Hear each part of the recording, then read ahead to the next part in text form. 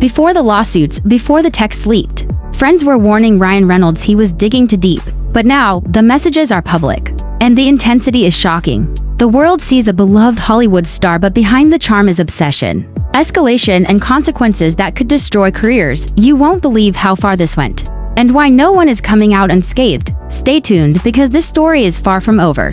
Before any lawsuits, before any leaked messages, before any court filings, before headlines spiraled out of control, there was already concern quietly spreading behind closed doors, among people who knew Ryan Reynolds well.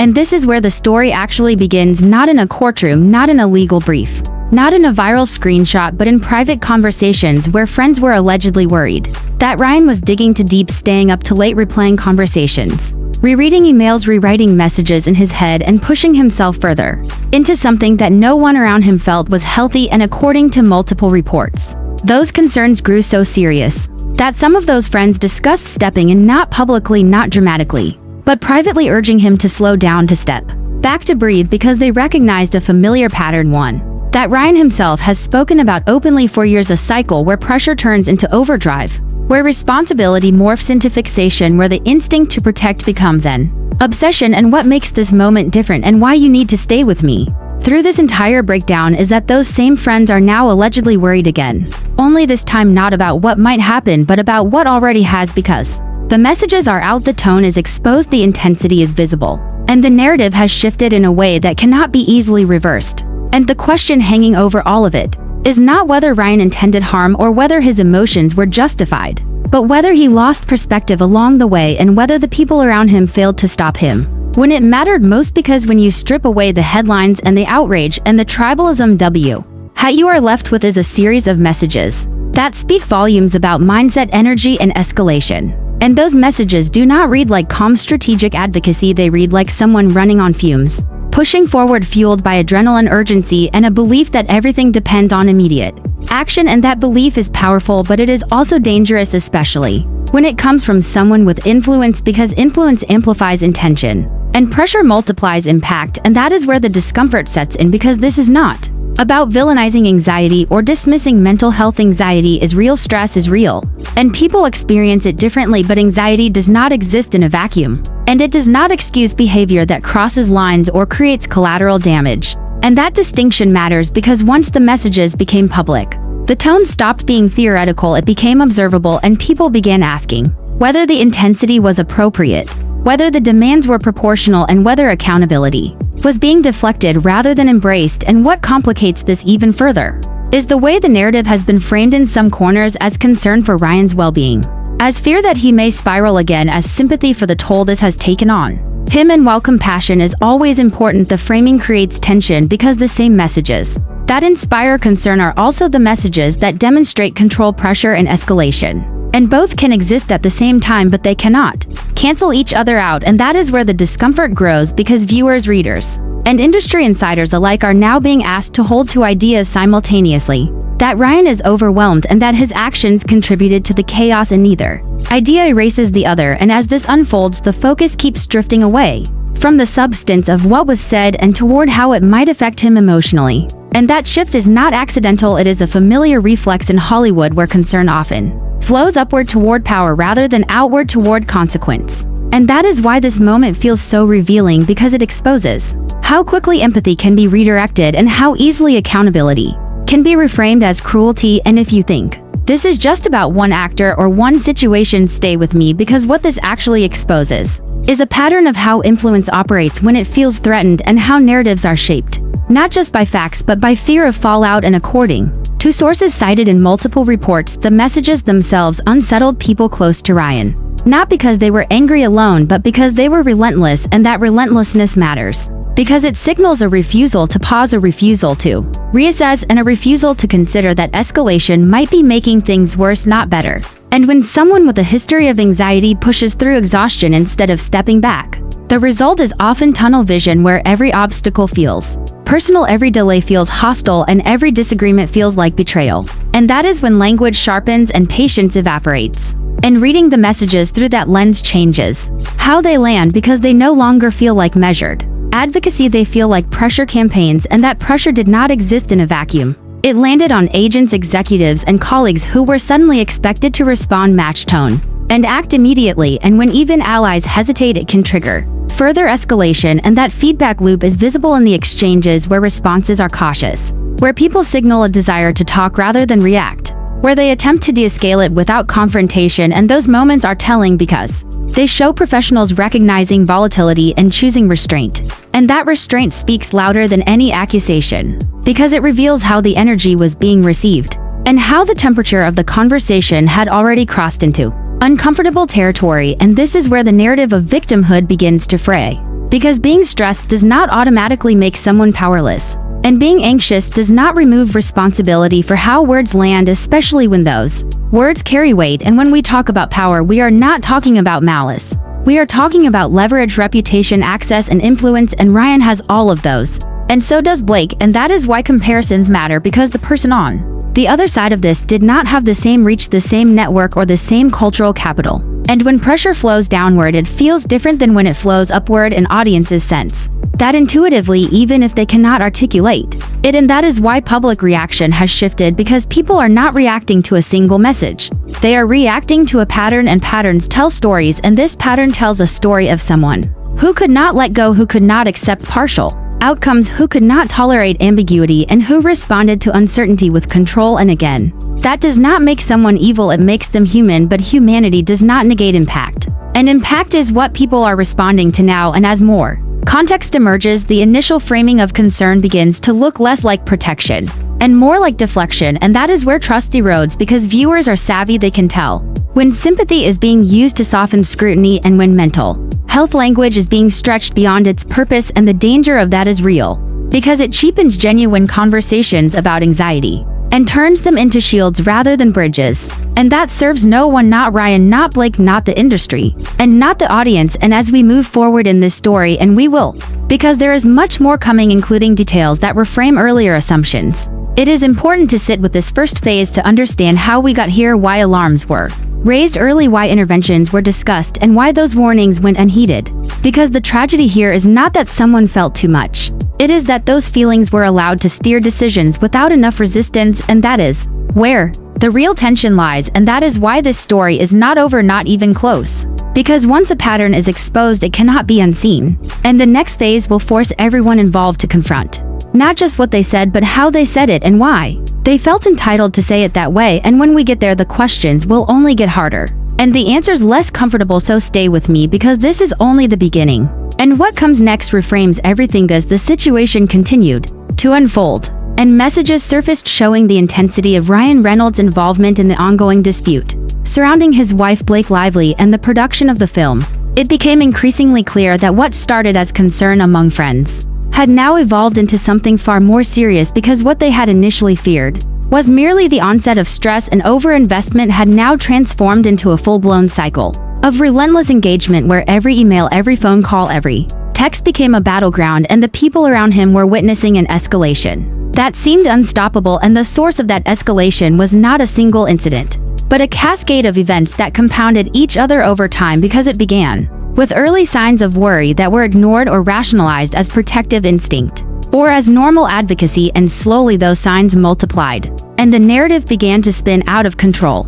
And at the heart of it was a man who had achieved an almost mythical level of public likability, someone whose charm, self-deprecation, and humor had created an image of approachability and relatability. And yet behind that public facade there were layers of anxiety, pressure, and expectation that were rarely seen, and even less frequently acknowledged. And as friends and colleagues watched this unfold in private conversations, they began to document patterns that suggested a man caught between his instinct to protect those he loves and his inability to moderate the intensity of that protection. And the messages themselves were illustrative not just of anger or frustration, but of a meticulous and relentless need to control every outcome, to micromanage every interaction, and to dictate the flow of narrative in a way that was exhausting to anyone who had to respond to it. And the tone of those messages, while perhaps understandable from a human perspective, nevertheless conveyed an unrelenting energy that left recipients unsettled and uncertain how to engage, because they knew that any hesitation would be interpreted as disloyalty, any delay as opposition,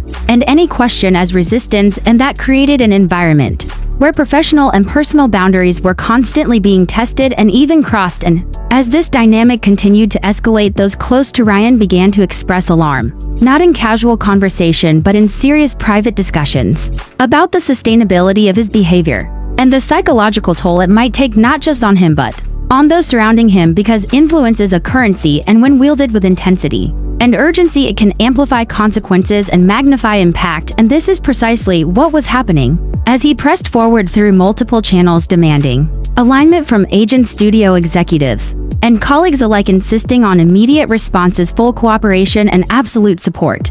And while some of that energy could be framed as advocacy for Blake Lively or protection of her interests, what it was increasingly perceived as by those on the receiving end was pressure that bordered on intimidation and relentless monitoring that left no room for misstep or nuance. And the key detail here is that while Ryan had publicly discussed his history with anxiety and the ways in which it affected him privately, this disclosure did not automatically translate into empathy in practice, because empathy requires recognition of how your behavior impacts others, and the messages demonstrate that the concern for process and outcome repeatedly eclipsed concern for the human interactions necessary to maintain trust and collaboration. And as those patterns became more apparent, insiders began to weigh not with judgment about personal feelings but with analysis about professional implications and the risks associated with escalation. And what emerged from those discussions was a striking consensus that while intention may have been protective, the execution was counterproductive, creating friction and tension and reputational risk. And the irony of the situation is that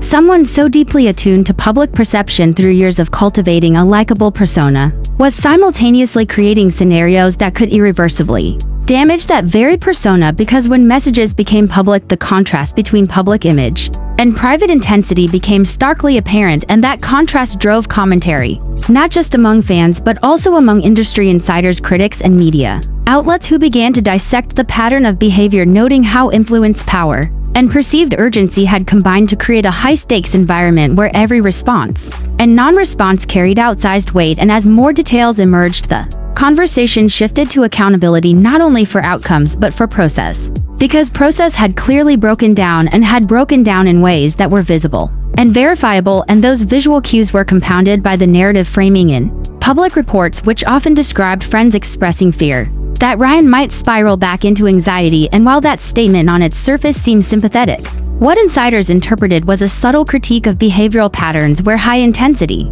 emotional response was predictably causing tension, and those critiques were magnified by historical context, because Ryan's public discussions of anxiety and stress were widely known and widely covered, so observers could cross-reference reported behavior against known history and draw conclusions about escalation triggers, thresholds for frustration, and coping strategies that may or may not have been employed effectively. And the layering of these elements created a complex narrative where multiple dimensions were at play simultaneously: emotional, psychological, professional, and reputational, all intersecting in a high-stakes environment where each action and each word could reverberate far beyond the immediate context. And as the chronology of these messages continued to unfold, it became apparent that what some friends had previously feared was not only happening but accelerating. And the acceleration was notable not only for volume but for tone and for the targeted nature of communications, because repeated contacts to agents, executives, and collaborators demonstrated a pattern of micromanagement, combined with repeated insistence on alignment and approval. And that repeated insistence was paired with both praise and criticism strategically deployed to influence outcomes. And as more exchanges surfaced, it was possible to track the alternation of charm strategy and sharp critique, the oscillation between positive reinforcement and subtle pressure, the way language was wielded as both reward and motivator. And the cumulative effect on recipients was significant, because when someone experiences constant evaluation and alternating pressure and praise, it creates a state of hypervigilance where responses are measured against anticipated judgment, and the stress of constant measurement compounds fatigue and erodes judgment. And that dynamic is observable not just in anecdotal accounts, but in direct quotations from messages, which reveal how meticulously details were scrutinized, how deviations from expectation were flagged, and how suggested corrective actions were communicated.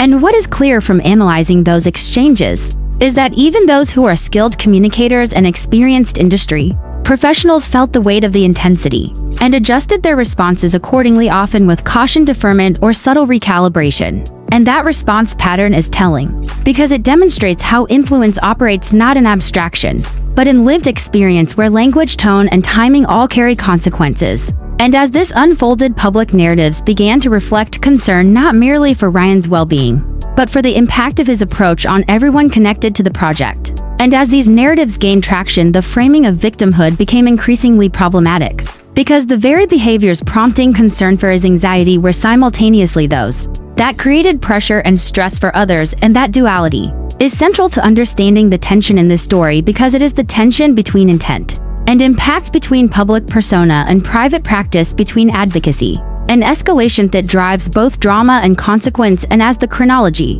continues, the tension escalates further, because the messages reveal that Ryan was not merely reacting to events in real time, but actively shaping responses, demanding affirmation, insisting on alignment, and issuing directives that reinforce the cycle of high-pressure engagement. And the consequences of that engagement are only magnified by the visibility of the situation, because when power, influence, and reputation are all on the line, every action is scrutinized, every misstep amplified, and every response interpreted through a lens of historical behavior and future expectations. And as insiders and observers note these patterns, the framing shifts from concern to caution, from empathy to analysis, from reaction to anticipation, because what was once a private struggle has become a case study in escalation management, influence dynamics, and the intricate interplay of personal motivation and professional consequence. And that framing is crucial, because it sets the stage for the next phase of the story, where each subsequent communication is interpreted not just on its content, but on its history, context, and potential ripple effects. And that is where the suspense builds, because we are now entering a phase where timing, tone, and perception intersect, creating a high-stakes environment that could not have been anticipated in early messages. And as we prepare to move into that next phase, it becomes essential to understand the cumulative weight of previous actions, the patterns that have been established, and the ways in which intensity has been normalized over time.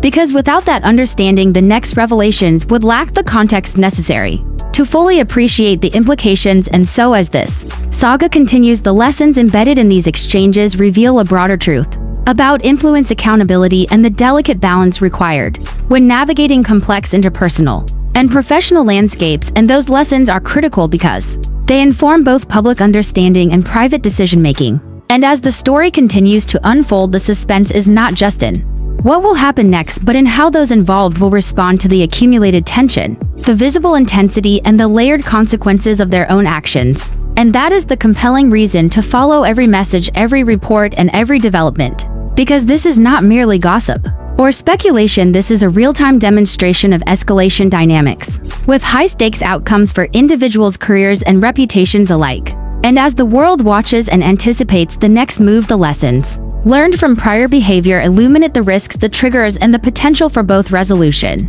and continued tension. And it is in that duality where the drama resides, and where the audience remains riveted, unable to look away, fully aware that each new piece of information could shift perception, recalibrate response, and redefine the narrative entirely. Because in situations like these, the intersection of human emotion, professional responsibility, and public scrutiny creates a pressure cooker where every word matters, every tone counts, and every pause is scrutinized. And as the messages continue to surface, that pressure cooker effect intensifies, creating a landscape of suspense, tension, and anticipation that ensures that viewers cannot afford to disengage, because the next development could be the turning point or the escalation that changes everything. As the narrative continued to expand and more messages surfaced, the full scope of Ryan Reynolds' involvement in the unfolding dispute became impossible to ignore. And what emerges from this phase is not merely the volume of communication or the intensity of his tone, but the ways in which the interactions illustrate a pattern of relentless oversight, influence,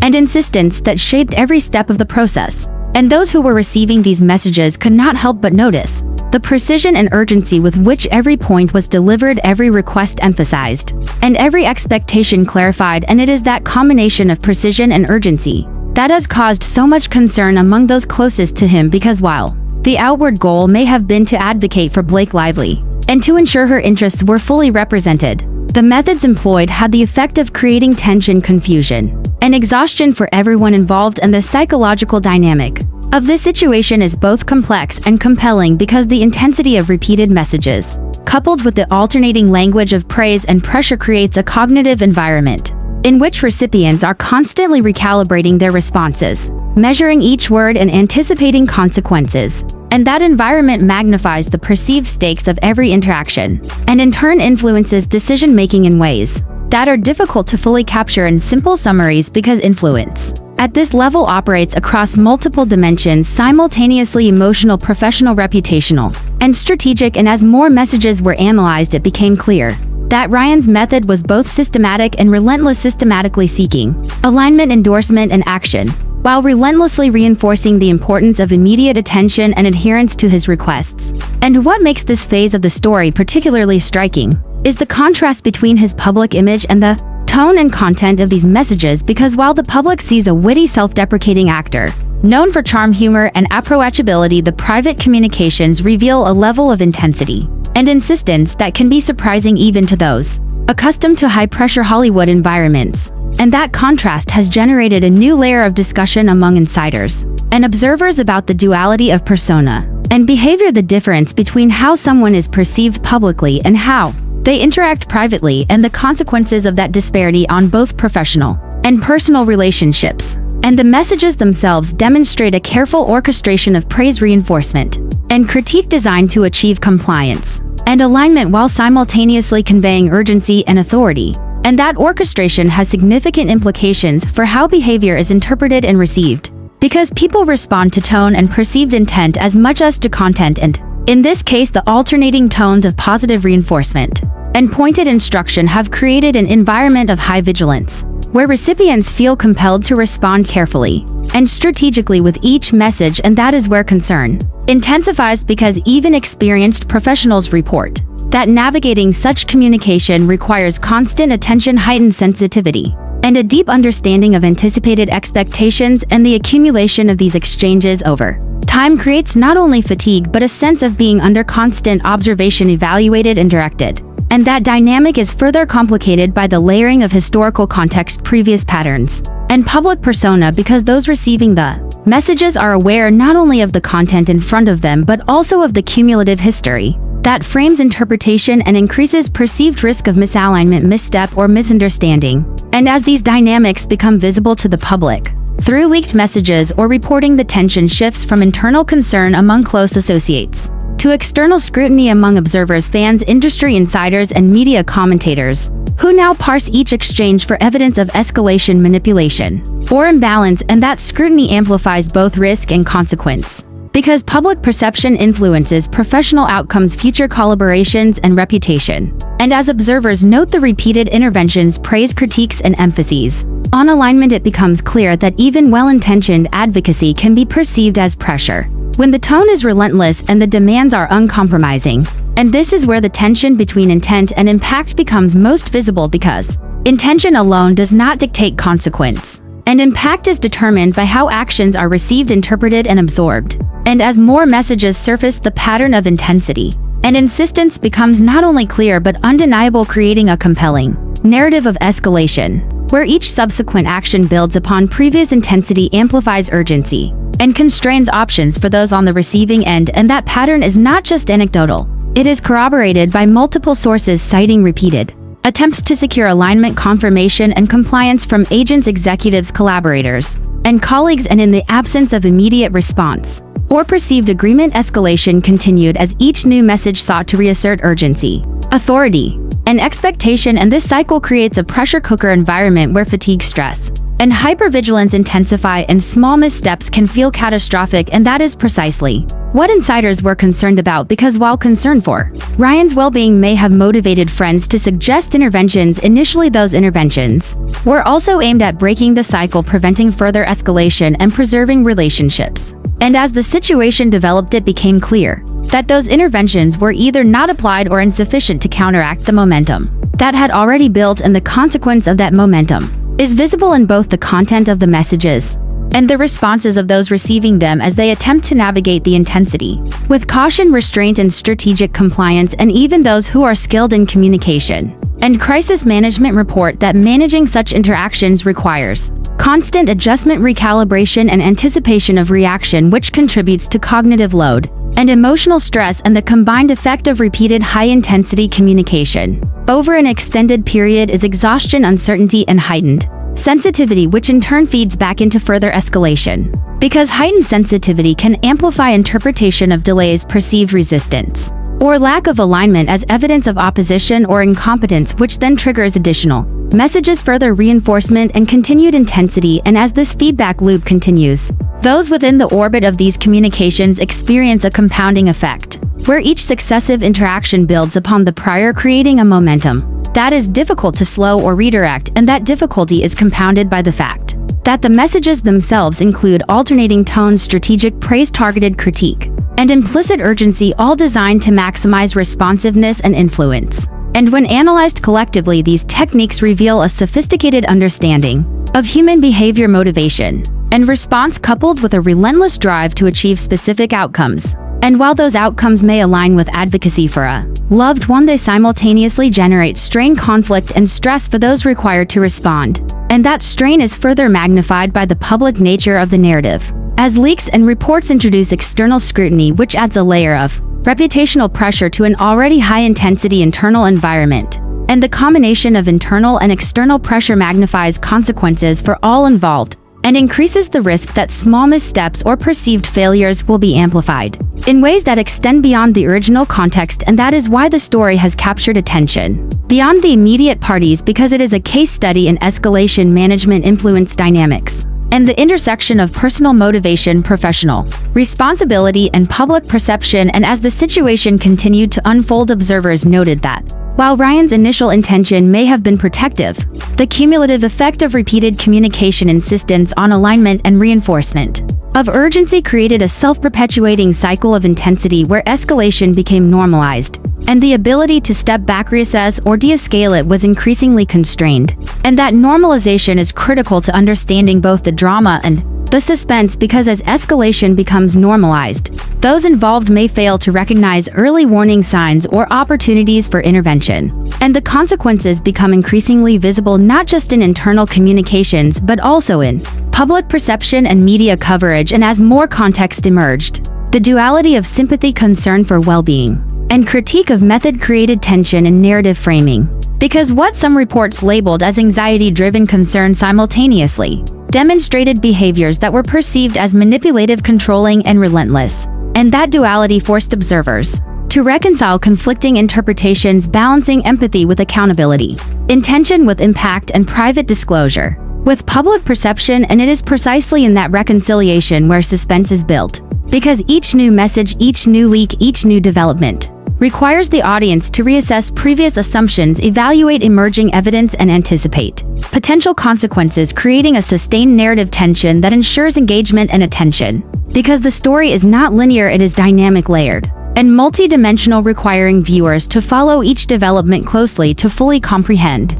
the stakes and implications. And as the chronology of messages expanded, and the narrative of intensity, persistence, and escalation became clear, the story continued to captivate audiences because it illuminated the mechanisms by which influence and pressure operate, how personal motivation can escalate into high-stakes consequences, and how public persona and private behavior can diverge with dramatic effect. And that divergence is central to the ongoing fascination, because it highlights the tension between appearance and reality, between perception and action, between advocacy and escalation. And as more information surfaces, each layer of this story reveals new dimensions of complexity, demonstrating that escalation dynamics, influence management, and the intersection of human behavior, professional responsibility, and public scrutiny are not abstract concepts but lived experiences with tangible and observable consequences. And as the saga progresses, the suspense is heightened, not just by what has happened, but by what could happen next, because in high-stakes situations,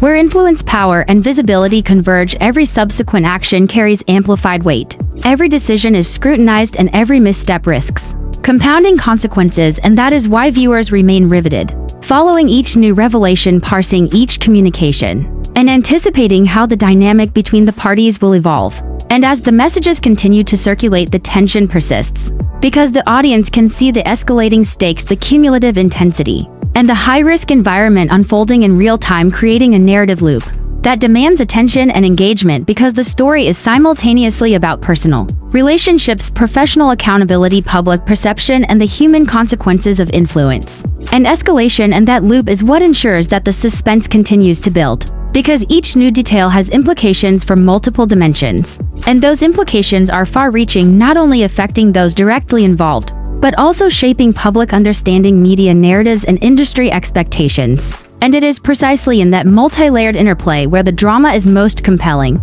and the narrative hook remains strongest, because every action has ripple effects. Every decision is magnified, and the audience is left anticipating the next development in a story that has no easy resolution. And that is why staying fully engaged is essential, because the next revelation could redefine interpretation, shift perception, and recalibrate understanding in ways that continue to make this saga one of the most captivating and suspenseful unfolding narratives in recent Hollywood history. And there you have it, the layers of intensity, the relentless messages, the pressure, and the stakes all reveal a Hollywood story far beyond what meets the eye. Ryan Reynolds and Blake Lively's actions show how influence, obsession, and emotion collide. And the fallout is real for everyone involved, friends, colleagues, and audiences alike. This isn't just about anxiety or advocacy, it's about accountability, escalation, and the cost of letting intensity run unchecked as the messages continue to surface. One thing is clear: no one emerges untouched, and the drama isn't over, it's only evolving. And we'll be watching every explosive development